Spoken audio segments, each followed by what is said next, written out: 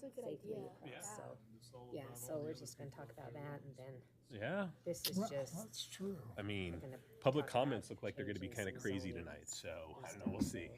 so Buckle in. shouldn't be too long, because I guarantee you after these two get promoted, probably half the people are gonna. Yes, that as well.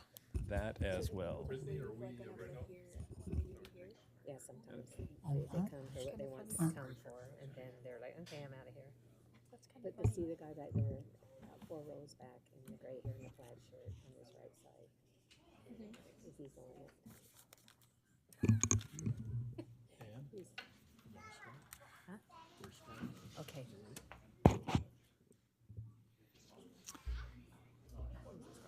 Okay, I'd like to welcome everybody out to Roy City Council meeting for September 17th. Time is now 5:30.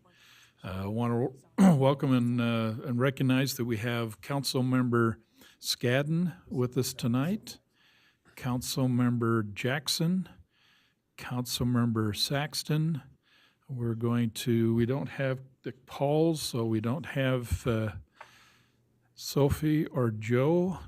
And we want to also welcome our new youth council member, Quincy Johnson. Is that correct? Yes. Okay, we're glad to have you. We'll give you some time today to offer some input, so be ready for that, okay? Perfect, thank you. Thanks for joining us. We've asked Council Member Scadden if he'll lead us in a moment of silence and a pledge of allegiance. Randy? If you can all join me in a moment of silence.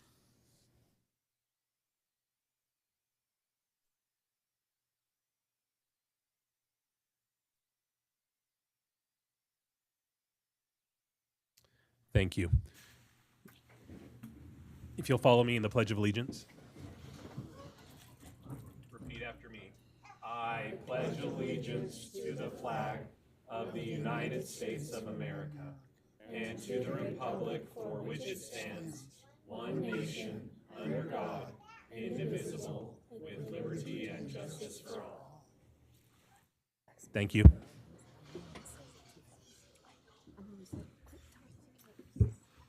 Okay, thank you, Randy. Council, we have some consent items, specifically surplus vehicles. This one, I believe, was a Kubota. Any comments or questions relative to the consent items? Okay, hearing and seeing none, do I have a motion then to approve the surplus list of consent items? So moved. Thank you, Ann. Do I have a second? Second. Thank you, Brian. Okay, all in favor, say aye. Aye. Aye. Any opposed, say nay. Hearing none, the consent items are approved. Thank you.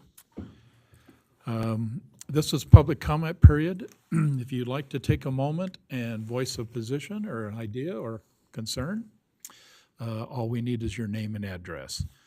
Please step up to the mic and just tell us what you're thinking. We'll give you about 4 minutes. There's the clock. Howdy. We're Dave and Brenda Griggs, 2009 West, 4350 South. Perfect. So we wanted to come about our trailer pad. Just a little introduction. 8 years ago, we got a new trailer. Instead of putting it on the garage side, we put it beside our house, not in front of our house. We had a contractor come and cut the curb and make us a cement pad. We contacted the electric company to see if it was okay to cement around their box in our yard, and they said we could turn it and they would still have access, and they were fine with that.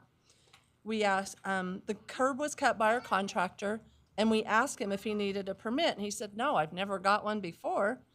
We had no idea we were doing a code violation. The code enforcer, Brock, stopped by to tell us our weeds were too, no, not, it wasn't Brock. It's 8 years ago. It was the former code enforcer. Stopped by and knocked on the door and told my husband our weeds were too tall on the cement pad. Well, we're just waiting for cement, and we told him what we were doing, and the curb was already cut. And he's like, hey, just, keep your weeds down. You'll be fine until the cement's poured, and gave us a verbal approval for our trailer pad and for the curb to be cut. And then our trailer's been there for like 8 years, and we've had no problem. We even talked to all the neighbors on our cul-de-sac, and they're like, no, there's nothing wrong with it.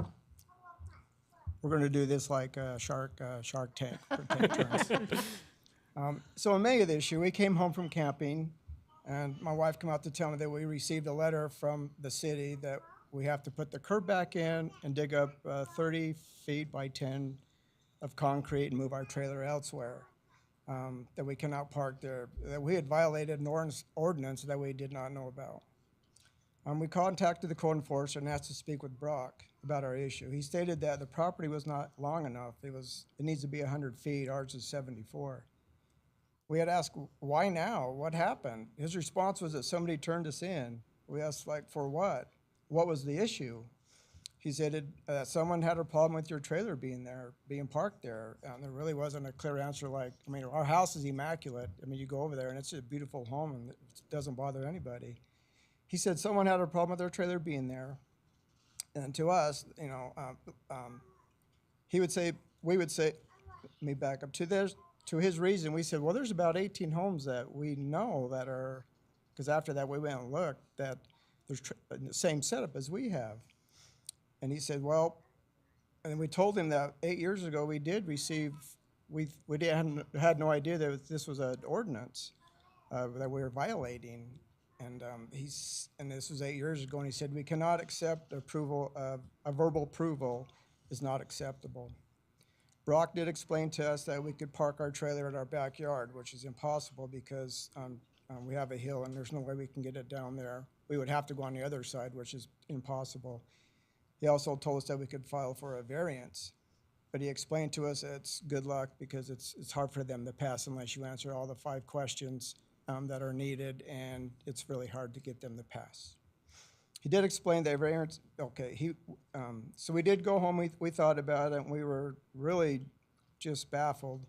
We figured out it would cost us $2,500 or more just to put the curb back in and take out the cement and put decorative rock in a 10 by 33 foot place. Then we'd have to pay about $150 a month to store our trailer elsewhere. Brock, he was very helpful. He did his job. He told us, I'm just doing my job, and we do understand that. We did tell him that we're thankful for what the information he gave us.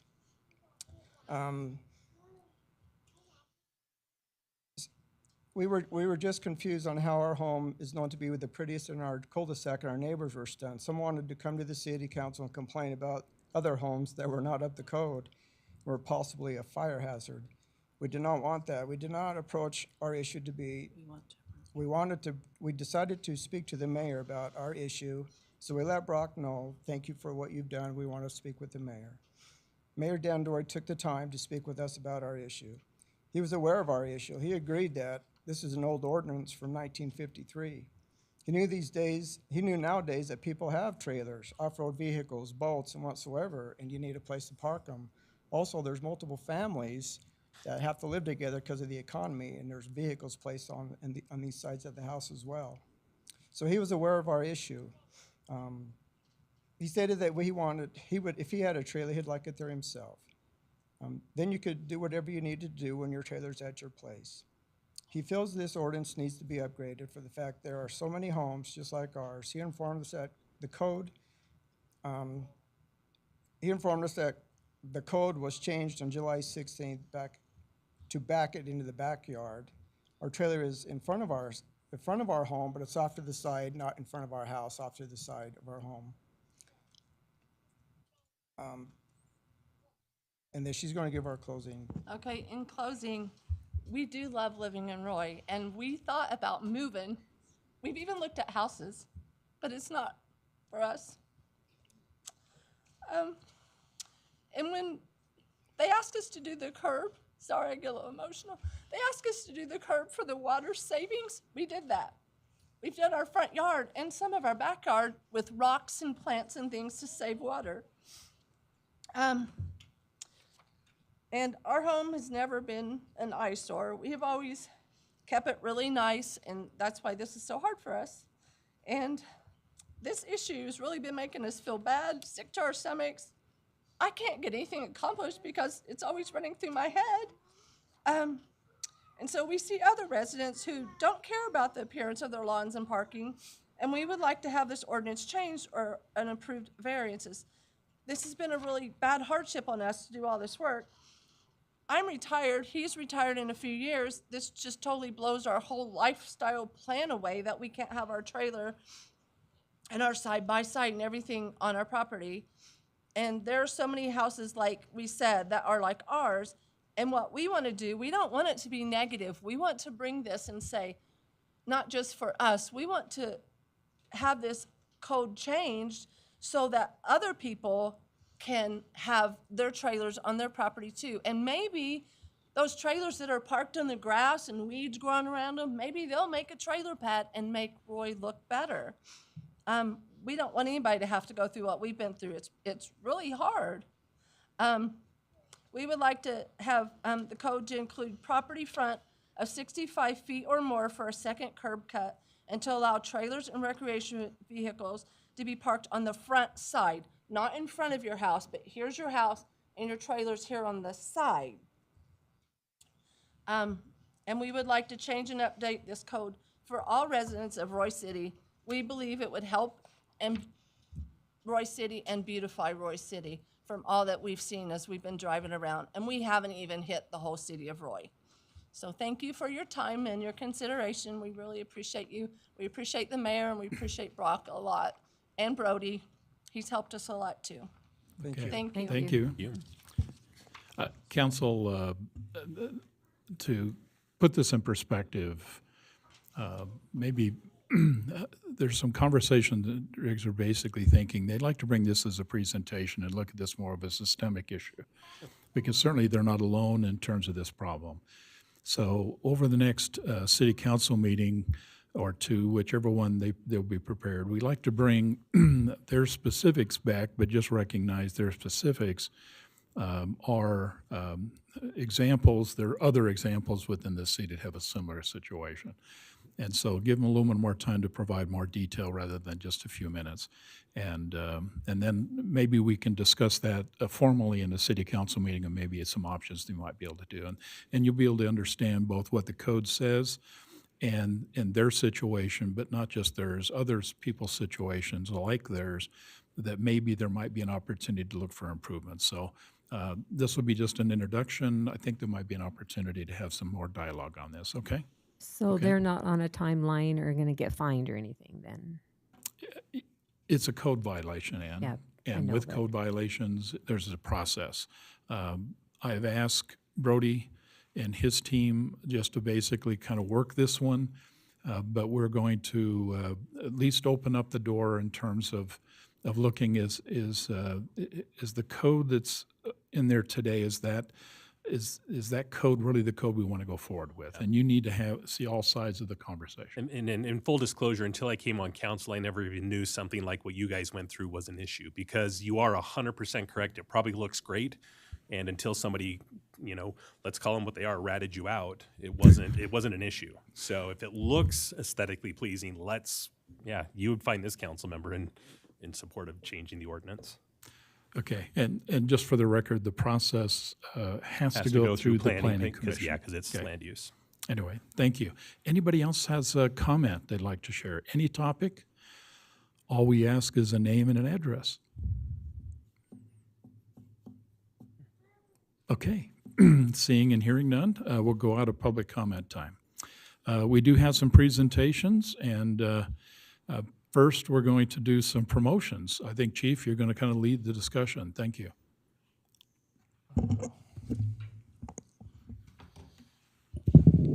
Thank you, Mayor, City Council. So it's with great pleasure that we get to promote two employees today. One to Captain Perez, and then one to Sergeant. Sergeant Cunningham sitting behind me. First, we're going to start with Captain Perez. It's probably no coincidence that we actually have two former Marines that are actually being promoted tonight. Oh, interesting. Right? Captain Perez has been with Roy City Police Department since 2005, and over the years has had the opportunity to work in many areas of police work, including patrol, the Ogden Metro SWAT team, the Tactical Operations Group, investigations, evidence, Weber Morgan Narcotic Strike Force as a patrol sergeant, investigation sergeant. Currently, he supervises the patrol division. From 2000 to 2004, Captain Perez served in the United States Marine Corps and was deployed with 2nd Battalion, 8th Marines, known as America's Battalion. He was in Gulf Company. He served in Iraq during the initial invasion of Operation Iraqi Freedom. So I've worked my entire career here with Armando. Armando is firm but fair, cares intently, and is a vehement defender of his staff. If they screw up, he'll fix it. If you mess with his staff, he'll fix that too. So he's a natural leader. Everybody is supportive of this promotion. I think he's going to be a great fit, and he's not drowning yet. So we're going to swear in Captain Perez, and his wife, Whitney, is here to pin on his badge. Perfect. Captain, would you introduce everybody you brought with you tonight to celebrate this occasion? I got my wife Whitney right here, and then my 2 kids, Aries, who's 6, and then my youngest Eric, who's about to be 2 next month. My mom Maria, my mother-in-law Judy, my father-in-law Chuck, and then my sister-in-law Jessica. Perfect. Perfect. Oh, and then Uncle Merle. Better get them all. I got a brain fart over here. But yes. Yeah, that's great. Okay. Okay, we've asked Brittany to do the oath, and so if you'll walk over to her, we'll make this official. And if you'd like to stand up and take pictures, please do so, okay?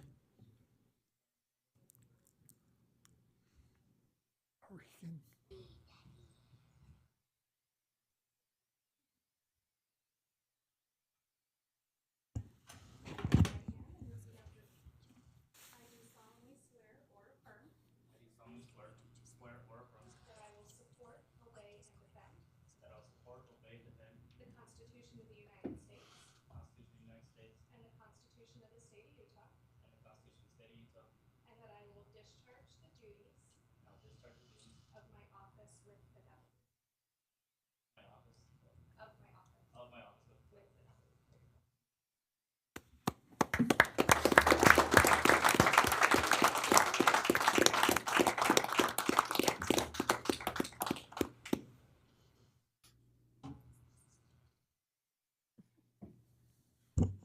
Congratulations. Council, you have comments? Anything you'd like to share with our new captain? I'd like to say something about Officer Perez. So this summer, there was a fire behind my house, in the cul-de-sac behind my house. And when I drove over there to see what was going on, the neighbor ladies were like, "That officer down there, he's a hero. He ran in that house before the fire department got there and ran in and made sure everybody was out. And he actually got the garden hose and was spraying the house." So when I drove down there and saw who it was, I said, well, they all think you're a hero and you should have a cape on or something, because for you to go and do that, I can tell you were a former Marine and dedicated to your job, because you impressed all of my neighbors. So Great thank comment. you. Great comment. He impresses all of us. And say, I don't have any cool stories like that. And Yeah. stories. So. All right. Congratulations, Mondo. All right. Come on up, Tyler. Sergeant? All right. Sergeant Cunningham. So Sergeant Cunningham is a 14-year veteran police officer who began his career in 2010 with Clinton Police Department. We had a critical incident that occurred in Roy right on the border, and he got an opportunity to work and to see what it's like to be a Roy police officer for a minute. He liked it so much that in 2021 he was hired on and began working in Roy City Police with Roy City Police as a patrol officer. In that time, he's led out and assisted with training new officers. He became a field training officer. He's a firearms instructor, defensive tactics instructor. He's an alert instructor. He's got previous experience as a detective, as well as the Davis SWAT team for 8 years on the North Davis Metro SWAT team. He enjoys spending time in the outdoors, hunting, fishing with family and friends. He was with 1-4, 1st Battalion, 4th Marines. Where is that? Camp Pendleton, the station that we all know and love. His wife, Natasha, is here tonight to pin on his badge. Perfect. Okay. Sergeant, could you just point out the family and friends who are joining you tonight? All 40 of them. Yeah, as I say, and you need to do it by all first and last name and middle name would be very, very impressive. If I could just have them all. Any way you want to do it, that's great.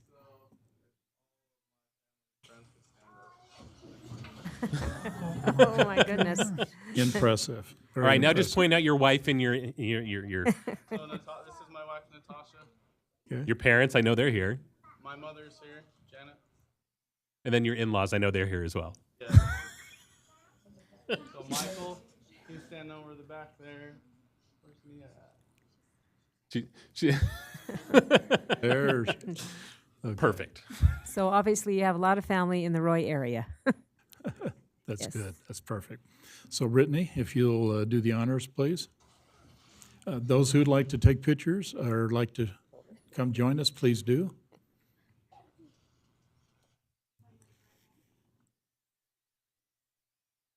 Do solemnly swear or affirm.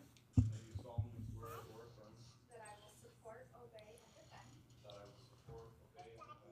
Constitution of the United States. Constitution of the State of Utah.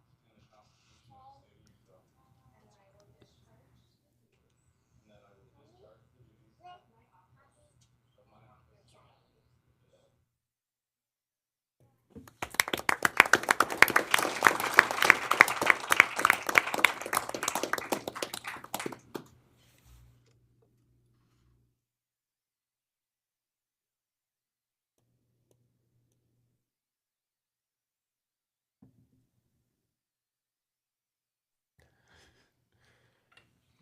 No pressure, Natasha.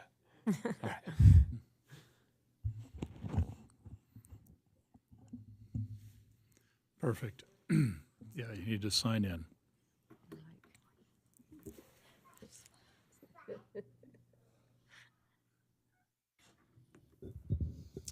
Mayor, Council, if we could get another round of applause to our new sergeant and new captain. Thank you.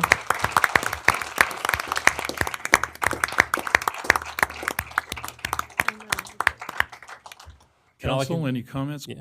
All I can say, Sergeant Cunningham, is now with this promotion, you have no reason not to get her that queso. That's all I got to say. So, And I'm just happy that you came over to Roy instead of leaving Roy to go to Clinton. I'm glad that you left Clinton to come to Roy, and we're happy to have you. Yeah. Yeah, let me just make a couple of comments, Captain Sergeant. It's no secret because you've lived with us for a long time. There's a lot of challenges that we face, and but I will indicate to you is that the great thing about working in Roy is the residents have an incredible faith in you. They trust you. That's not always found in many places in this country. And I think it's a comforting feeling, okay, to know that you make a difference. You certainly make an impression. And it goes a lot to suggest is that what you wear with you, certainly that badge is going to say a lot to what the people think and how they feel. You can certainly calm a situation when there's a storm, and so many people unfortunately have difficult times. You can make all the difference in the world, and I'm sure you know that. You've done that. You've demonstrated that, and that's important. I will tell you the City Council backs you. We'll take care of you. We'll take care of your men and women, okay? We'll do everything we can to make sure you get your job, what you need to get the job. It may not necessarily always come across because we have a lot of discussions on these council meetings, but at the end of the day, okay, what you do is extremely important, okay, in our city. And we're going to take care of you, okay? So thank you for taking on the commitment. Thanks for the family and friends who are allowing us now to take advantage of these talented people and help us to make a difference in Roy City. So thank you for being part of that. And just call upon us, okay, when we can do something to help, okay? So thank you again. Another round of applause for this great moment, okay?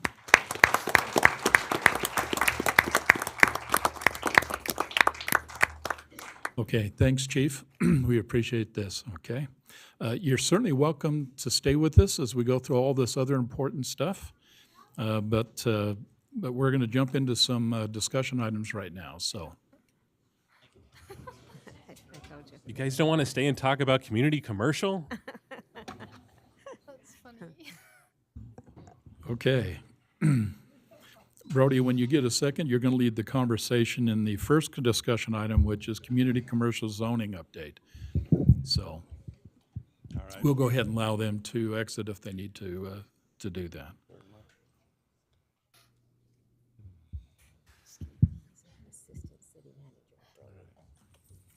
Mayor, Council, thank you. In your packet today is kind of a proposed change to the community commercial zone. This comes on basically from our 2023 general plan amendment, future land use map discussion. Planning Commission put forth some ideas to essentially change the community commercial zone. They've updated the name to it and basically changed some of the uses. The idea is to model it after our downtown mixed-use zone, which would give the areas of community commercial basically greater flexibility in the type of developments and future developments that they wanted to do.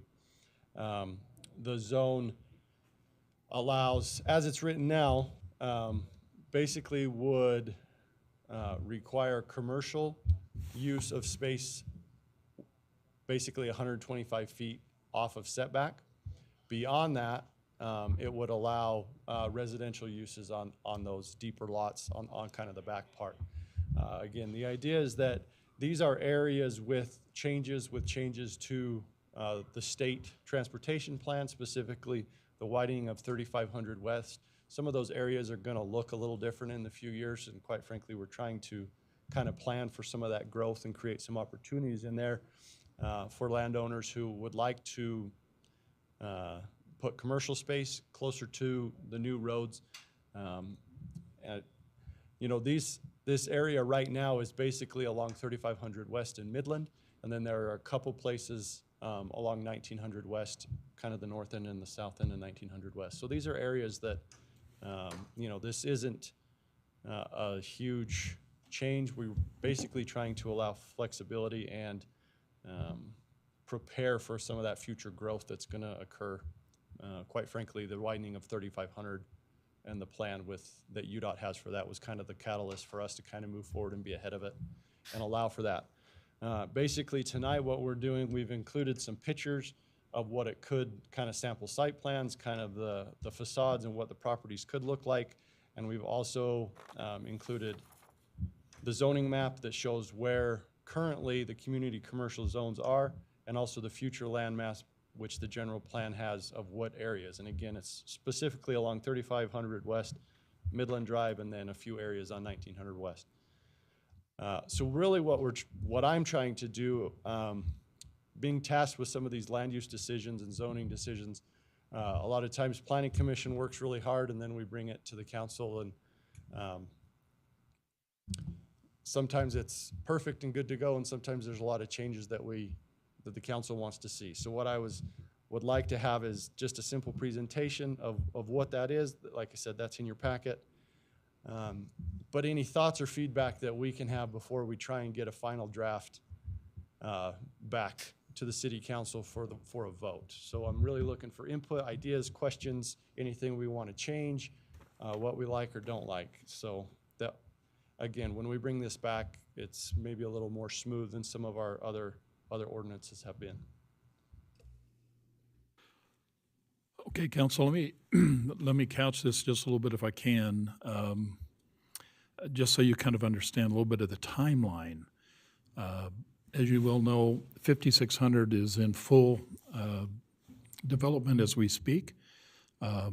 If you've driven down there recently, you will know that the south side is paved or about almost done. The plan is, Matt, Brody, you both have been in the meetings I've been in. We're expecting the south side of 5600 from the credit union all the way down to 3500 to be paved before or on or before the 15th of October. What that basically means is before the end of the year, they will shift all traffic, okay, to the south side of 5600. The bridge is still going through some development. If it's worth anything to you, all that sand and dirt that's sitting on top of the bridge is not the new height of the bridge. We were told recently that that is for weight. They got to put so much weight on that for so long. I think it's like 100 days or whatever of all that weight to make sure that the ground is stable enough to be able to carry the load of that new bridge that's being put in. So that one will still be evolving, but for the most part, the bridge itself will be probably pretty well worked as much as they can. But to the east of there, going up the hill, and certainly to the west of there, will all be blacktopped, striped, and ready for people to move to, and we'll see all the traffic move to the south side before the end of the year. That'll allow them to start on the north side, and they'll take out all the north dirt or all the stuff, and they'll go ahead and finish doing the work on the north side. So we're thinking about this time next year, 5,600 for the most part will be done. Okay, so I want to put that in perspective because it's part two to this that you need to understand about 3,500. UDOT has issued a contract, and the contractor, and I've seen him there for the last 3 months, I think, have been now surveying 3,500. That will take it from literally 1,800 north in Clinton, and the survey team is designing the widening of 3,500, 2,000 in Clinton, but 3,500 in Roy, all the way up to where it matches up to Midland Drive, to the 5-lane on Midland Drive. And they're doing all the survey work. We're thinking, and it's just tentatively thinking, we might, Matt Brody and I might be able to get a peek under the tent in terms of what they're going to propose with the design, maybe by the end of the year. And when they get the design done and approved by the UDOT director, they will basically, somewhere just prior to that or part of that, they'll put up some public demonstration visual that will be brought to public more than likely in the elementary school, and they will share that with everyone. Now, what does all that mean? If that holds true, and we think it will, then in 2025, they will start the right-of-way acquisition of properties on 3,500. The design, once it's approved, will determine whether it's going to be on the west side or the east side, but they've got to cut a 105-foot corridor, okay, all the way up 3,500 and make the turn, okay, by 5,800 right there by Triple Stop, and then hit the 5-lane that's already existing in on Midland. That's the plan. When they do the right-of-way acquisition, that's about a year-long process. So we're anticipating sometime in the 2026, 2027, they will start construction. Once they start construction, they'll take the right-of-way homes or businesses, whatever the approved plan is, and then what's left is a 105-foot freeway or highway. It won't be freeway, but certainly be a long, big highway, 5 lanes that will go from, literally from Antelope Drive in Syracuse all the way up to Midland Drive in Roy, 5 lanes. And if you've been on that road recently, the UDOT numbers are very clear in terms of traffic. We are seeing about 22 to 2,400 cars a day, 22 to 24,000 cars a day on 3,500, okay? A lot of traffic. No surprise, we can certainly get into the details why, but the important thing is it's happening. What Brody has presented to us is a proposed idea change for your discussion to take a look at changing the future land use map. And by doing so, we will then set in motion, okay, what we want that corridor to look like, okay, going into the future, literally. And so that does not mean that the people who own houses there today won't own those houses tomorrow. It just means if there's a change that will take place with anything that's there, and it's adjusted to meet some future land use map plan, that the change may move it to something he's calling urban corridor, okay? Kind of like a community, community center. I mean, it's commercial development through there. So that's kind of the timing. We could see a lot of changes on 3500 and Roy, literally by 2027, 2028. And when that corridor is open, the hard part, council, is going to be, what do you do with that vacant land? And this is a plan that Brody's putting together about what we think we want to do with that vacant land as we move forward, okay? So with that kind of a ground base to this conversation, I think what Brody's asking you would be, if you read it, what do you think about this? And what he would like to do is kind of get some ideas, some direction, and if it looks like something you'd like to consider, he'd like to come back to the city council in a more formal setting and look at basically, look at a formal ordinance change to consider adapting then this new urban corridor that Brody is basically and his team are putting together. So with that, what's your thoughts? Go ahead. Well, I'm looking at these pictures. I mean, I think it's going to be such a hard thing for all those homeowners on 3500 and those businesses. So it could be a possibility that they could take some off on the east side and then go down and then make it better on the west side. So they'll have to figure that out, I guess. But I just don't want that, the same thing to happen on 5600 where someone buys a property and then a year later they're like, sorry, we're taking your house out, and then that person is stuck with that property. So obviously, that house across from Royal Elementary, we don't want that to happen on 3500. So I'm sure that UDOT will let them know within a year, what houses they're going to take out. Is that what you said in 2025? We think that probably in later part of 2025, we could literally see them contacting residents to do right-of-way acquisition. Now, and that's a great point, and I think for the record, let me just make sure you understand what happened on 56. We removed between 56 and there's 3 properties on 6,000, okay, we removed 60, 70 businesses and houses, okay, in that area. Not one complained to me about them taking the house. In fact, to be very blunt with you, 3 residents were really upset with me that their house was not taken.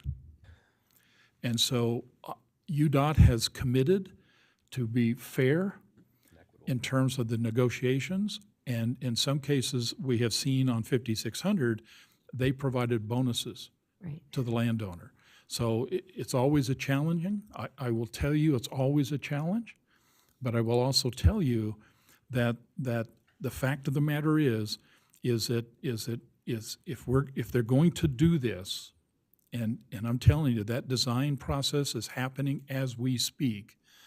We won't know what it looks like, whether it's an east side, west side, or a middle. We just don't know. But the bottom line is going to be, if they do take homes and businesses, you're going to have vacant lots. And the question is, what do you want to do with the vacant lots? Right. Now, as far as the school, I think your point's well taken. What I think is going to happen with the elementary school on 5600, and Matt, this is an issue, we'll wait and see what happens, but my gut feeling would be is there's not enough room on that property to put another house. And so what they're either going to do is they're going to sell that property to the neighbors who own a backyard to it, or bluntly, Matt, they're going to give it to the city. And it'd be our responsibility to deal with it. And I don't know how to deal with it. I complained a long time ago. It would not be in our best interest to put pocket parks along 5600. But we don't know what UDOT's got planned with that property. But some of those lots, to be honest with you, are not big enough to put another house in there. It just wouldn't make any sense. But the question is, what is going to happen to that property? And I think Royce City will have a lot to say on that as that unfolds. Otherwise, by the way, there are other properties, interesting enough, that are really deep. And UDOT may very well say, I want to try to sell that property and give that property owner who buys it access to 5600 so they can drive on and off it. So there's some dynamics to this that's got to unfold, but just recognize what Brody is bringing to the table. I think within 3 years, you're going to basically have to sit in here, and he says, let's get started. You're going to have to face what says, there's going to be vacant properties. What do you want to do? Right.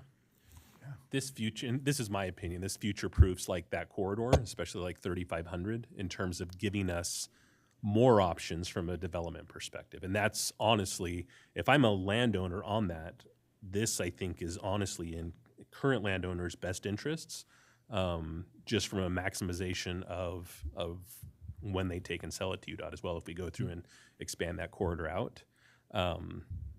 Yeah, and it just, like I said, I think it behooves us to really look closely at this. Because, yeah, I mean, it gives more options in terms of what we can take and develop. Yeah, it's flexibility. Thank you. What's the term that I'm thinking? Flexibility. Yeah. Yeah. Yeah, I don't see a downside with. The thing I will share with you, Brody, from my perspective, and one of the things that gets people excited would be is building height. Proposal, you've given us about 5 versions, very similar to the versions that we have within the Chapter 13 portion of the current ordinance. You're basically indicating in this, building height in the urban corridor is 40 feet. Yep. 40 feet. So we're not looking skyscrapers, No, okay? No, I will just tell the council, I think the planning commission worked that issue and heard the public when they drafted that. Yeah. They did that on purpose. And Four- that's, Four that's, stories, yeah. that's exactly what community commercial is right now. 60 feet for So, So thinking it- that just up with. They were cognizant and they They're worked at chop that off. because Yeah. I think Yeah. there will be some push for higher, and they said no. Yeah. I Well, think, I think that's, the residents have always made that clear, that they don't want Yeah, the- skyscrapers lining any of our roads in Roy. So we kind of said that we wouldn't do that, so. And the height right now for our homes in a residential is 37 feet. So we're only 3 feet above that. Yeah. So For it yeah. seems pretty reasonable to 40 feet. I mean, you do have on 1980 feet where you can kick them up pretty high. That's not being proposed here in this idea he's putting on front, so. What else, council? What are you thinking? Well, I think that all the pictures that you showed of all the different developments and stuff looks really nice. I think it'll really look nice. But I think that you're talking about like some mixed-use development, like on the bottom level, and I think that with all the businesses, they're probably going to be taken out down there. They'll probably going to need somewhere for those businesses to fill in, and hopefully they would fill up fast. I mean, this is just what we can hope for. We don't know if anyone's going to come in there even to develop it. This is just kind of a dream that we're having, and we're hoping. Right. We don't want to have just vacant property all up and down 3500 growing weeds. Yep. So, and we need to get more property taxes in Roy, so this would be a good way to do it, in my opinion, so. Yep. Agreed. Brian, what's your thoughts? Well, yeah. Without the commercial, we're in trouble, 100%. Right. and we know that. And so having the mix is probably the best solution to the whole thing, because it's like everything else on Main Street too, 1900. You want, level building, and you want commercial on the bottom. You certainly can't put it on the top. Yeah. So this plan makes sense. The 40 feet, if that's the max, that sounds like it would work, where 37 is already the max For resident, yeah. for residential. Yeah. So I would say bring it back before us. Okay, Randy, comments? No, like I said, I echo Brian's sentiments, and yeah, I think this gives the most flexibility for future development. So yeah, no, I don't see a downside to it at all. Yeah. So bring it back. Okay, Brody, any comments or anything you want to add to it? No. Okay, so the direction you're giving Brody then would be is to work it. You can still fine tune it once he brings back a final recommendation, but if you're okay with that, we can tweak it then. But at this point, it looks like you give him pretty well a green light to go ahead and get this thing in front of you in a few months or another month or so. Okay. Good, thank you. Okay. Thank you, Brody. Okay, discussion item 2 is flashing beacon lights. Ann, I think you're going to lead the conversation relative to the 4800 pedestrian crossing. Yeah, we had talked about this last council meeting about having something there in front of the seminary building on 4800. I drive that way every day to school and sit there and wait for kids to try to cross. And sometimes they're there for a few minutes before anybody will stop for them. My kids have tried to cross there after football games in the dark and almost been hit twice. So I brought it up that if we put some beacons there, which we already have, that Brandon said we already had, so we don't have to purchase them.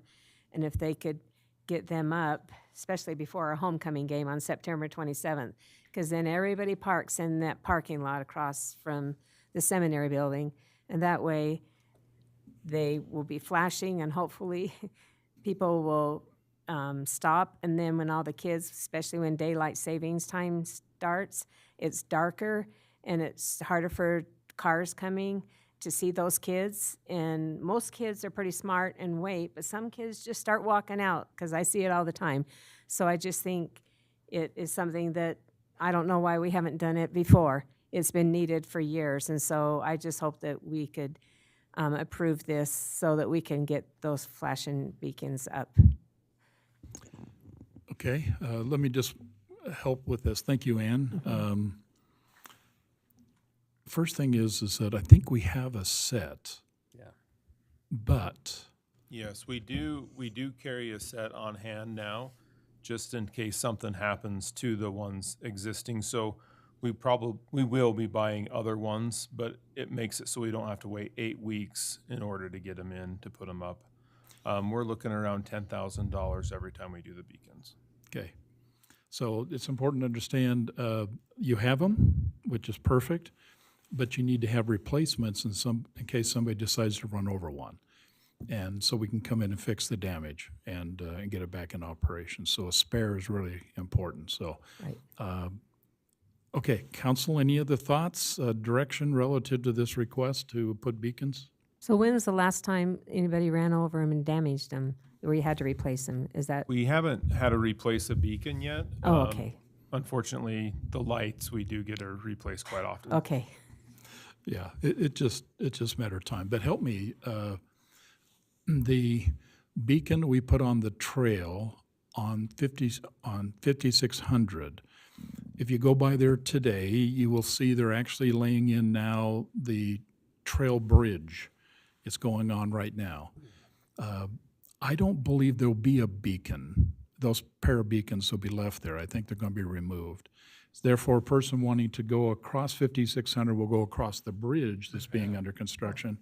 Or if they're dropped down to the sidewalks on either side, either walk down to the Hawk Station a little bit west of there or walk up to the signal light on the east side of that to turn on the flasher to be able to go across there. So correct me if I'm wrong, those two beacons will be removed if they're not already removed. I believe they're already removed. The state Okay. removed them. And so Okay. did they give them back to us when they took them Not to down? my knowledge, I haven't seen them.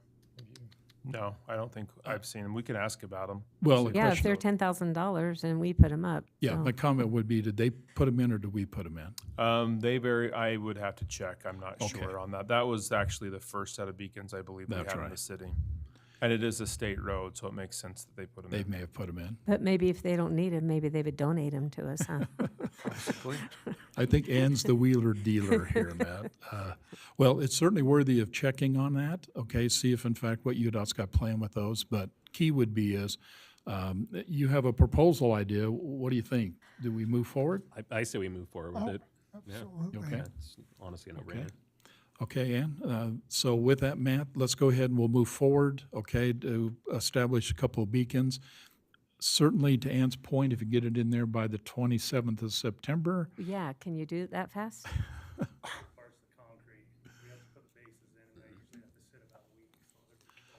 Okay, yeah, just do what you can, Yeah. okay? Obviously, I think her second point she made, with time change that will be coming, kids will be walking there in the early morning and late at night.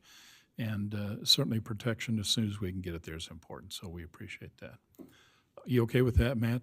Yeah. Just move forward? Okay. Yep. Okay, city manager and council report. Matt? Alrighty, first off, we have just kind of a save the date. October 9th, we'll have the fire department doing the fire prevention night out behind Station 31. I also wanted to mention, this was last city council meeting, we talked a little bit about the trunk or treat that is going to be canceled this year. I wanted to mention that again for anybody that is listening now that wasn't listening before. On Facebook and different places, there's been a lot of discussion about waste management. We have invited Waste Management to come do a presentation. They're planning on being here on October 15. This is primarily going to be around recycling. But just wanted to give you a heads up about that. There was a little bit of an email going around about that as well. On October 2nd, we have agreed to be feeding the fall sports teams at Roy High School. We don't have a firm time, but it's typically around 5:30, 6 o'clock. So we're kind of getting things organized right now, but please save the date for October 2nd to feed the sports team. Also another dinner, the CTC is doing a dinner on October 7th at 5:30 p.m.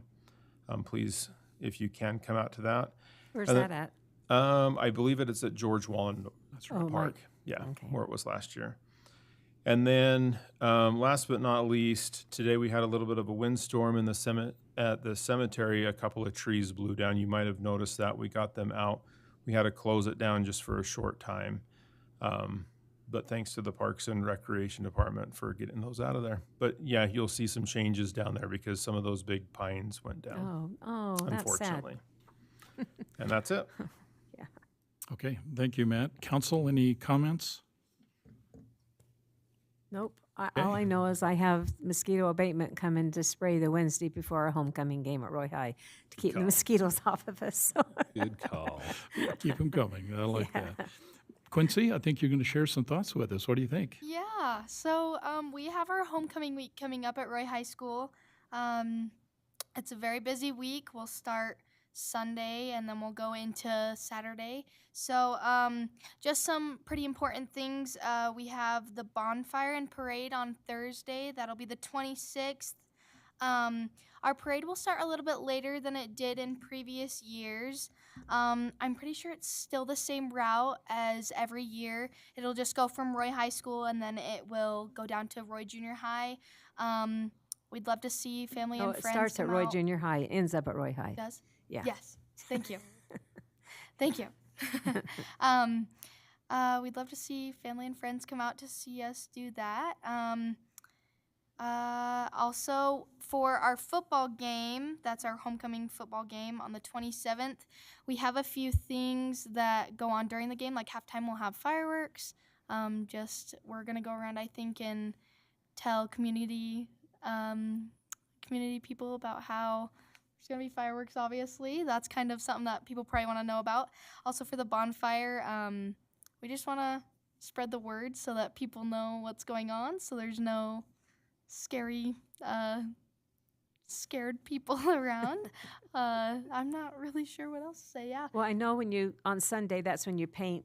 Yes. And so I they'll should block probably off say something about that too. 4800. Yes. So. We will block off What 4800. time It'll is be that at? from 3 till 10 or 11. Yep. Yeah. But harsh or kind of iffy on that. I don't think there's anything else. But yeah. So Quincy is our student body president at Roy High this year, Quincy Johnson. And so she's a great asset to Roy High, a 4-year softball player and great leader. So she's going to be great on our council. So Quincy, we're glad to have you. Chief, I guess my question to you would be is when they decide they're going to paint 4800, what involvement does the police have in helping in that? So we'll usually have the SRO out there with them, watching traffic, blocking off the intersection. Okay. And you give us a date of when that painting is going to happen is when? Yes, that's the 22nd. 22nd of September. Yes. Perfect. Chief and his team will need to know that. Okay. Council, anything else? Yeah, one thing that I just wanted to kind of quickly bring up, more just as a FYI, kind of just get a head nod, is we talked about during like the work sessions going through and like formalizing, doing a formal truth in taxation every year. Is there still appetite on the council to basically put that into code so that's actually a thing that happens? Because I just need another council member that is in agreement with that, and then I can have staff start to work on drafting up, and then we'll have a discussion with the full council, because I wouldn't want to do it without That's the full correct. council. Yeah, what, any, the way the policy reads, and Matt, we got so many Matts here, so I got to make sure I remember what the Roy City policy is. To call a special meeting, I have to go back in my mind, to call a special meeting, it requires the mayor or 2 city council members. So to call a council meeting. But in terms of putting something on the agenda for discussion, does it take 2 council members? I know I can put them on as mayor, or does it just require 1?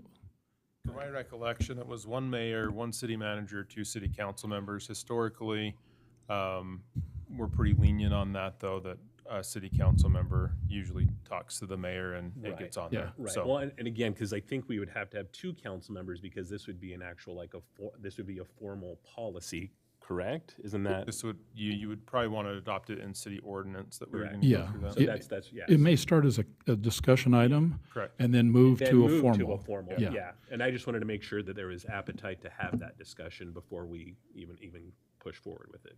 So I know you are in favor, and like I said, I know the Pauls were going to be here tonight, but.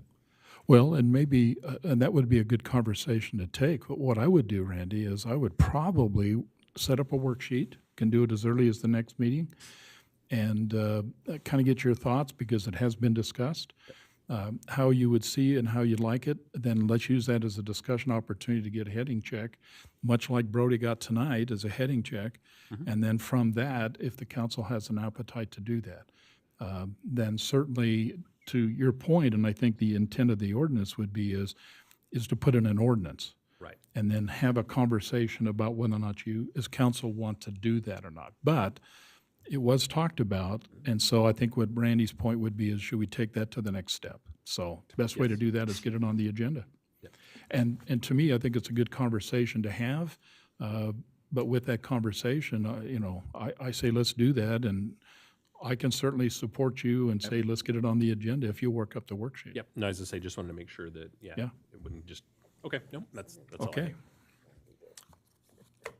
I have to write all this down, Randy, so help me. You're good.